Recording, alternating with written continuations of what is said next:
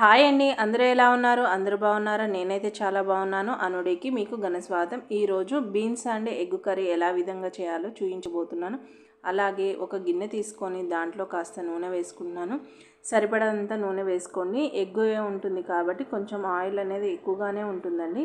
ఇదే విధంగా నూనె కాగిన తర్వాత మనకి ఏ విధమైన పోపు దినుసులు కావాలో అవన్నీ వేసేసుకోండి. నేనైతే కొంచెం ఎండుమిరపకాయలు, కొంచెం ఆవాలు, శనగపప్పు, మినపప్పు వేసి ఈ విధంగా వేయించుకుంటున్నాను. అలాగే ఒక ఉల్లిపాయ కూడా వేసి వేయించుకుంటున్నాను. ఈ విధంగా వేయించుకుంటే ఈ కూర అనేది చాలా టేస్టీగా ఉంటుంది. పిల్లలు కూడా ఎంతో ఇష్టంగా తింటారు. చిక్కుడుకాయ కానీ, బీన్స్ కానీ, గోకరకాయ కానీ ఇలా ఎగ్ వేసి చేస్తే పిల్లలు ఎంతో ఇష్టంగా తింటారు. ఈ కూర చేసినప్పుడు మేము తినమనే మాటే ఉండదండి.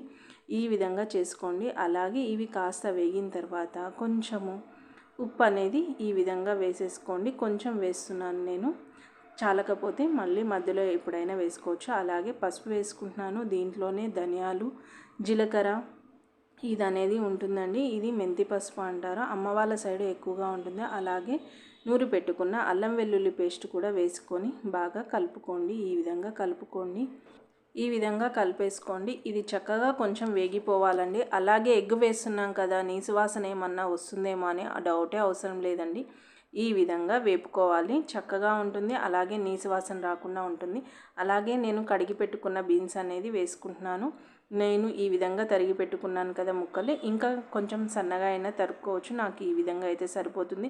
ఎందుకంటే పిల్లలకి ముక్కలుగా కనిపించాలి, అది ఆ టేస్ట్, ఆ ఫ్లేవర్ అనేది ఎంజాయ్ చేస్తూ తినాలండి ఎప్పుడైనా సరే కానీ. అలాగే కొంచెం కరివేపాకు వేసుకుంటున్నానండి. ఈ విధంగా మగ్గిన తర్వాత నేను సరిపడినంత కారం అనేది కూడా వేసుకోబోతున్నాను. ఈ విధంగా చూడండి, నాకు ఒక చెంచా కారం అయితే సరిపోతుందండి. కొంచెం మనం గరం మసాలా అయినా వేసుకోవచ్చు, ఎగ్ ఉంటుంది కాబట్టి. నేను అదనేది ఏం వేయకుండా కొంచెం కారం వేసుకున్నాను. ఈ విధంగా ఒకసారి కలిపేసుకోండి. ఇది కొంచెం మగ్గిన తర్వాత, అంటే దాదాపు 80% ఉడికిన తర్వాత మాత్రమే ఎగ్స్ అనేవి పగలగొట్టుకొని ఈ విధంగా నేనైతే 3 గుడ్లు వేసుకుంటున్నాను.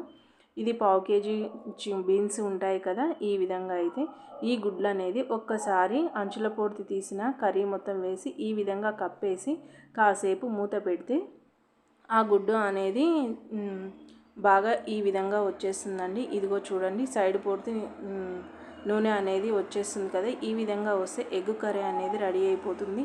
ఈ స్టేజ్లో మనకి ఉప్పు చాలకపోయినా లేదంటే కారం చాలకపోయినా వేసుకోవచ్చండి. నాకైతే అన్నీ సరిపోయాయి కాబట్టి నేను ఈ విధంగా వేసుకుంటున్నాను. ఇది రొట్టెలోకి కానీ, చపాతీలోకి కానీ, రైస్లోకి కానీ సూపర్గా ఉంటుంది. ఇది టేస్ట్ ఎంతో బాగుంటుంది.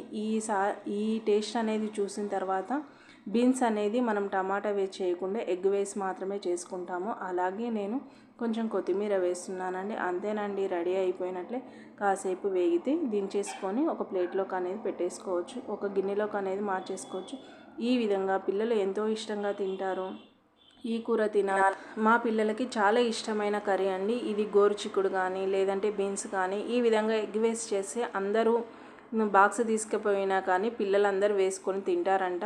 ఈ విధంగా పిల్లలకి ఎంతో నచ్చే విధంగా, అలాగే బీన్స్ తింటలేదని బాధ లేకుండా ఎగ్ వేసి చేసి మీ పిల్లలకి ఎంతో ఇష్టంగా, ఎంతో ప్రేమగా చేసి పెట్టండి. ఎంతో లైక్ చేస్తారు, అలాగే వాళ్ళు ఇష్టపడతారు కూడా.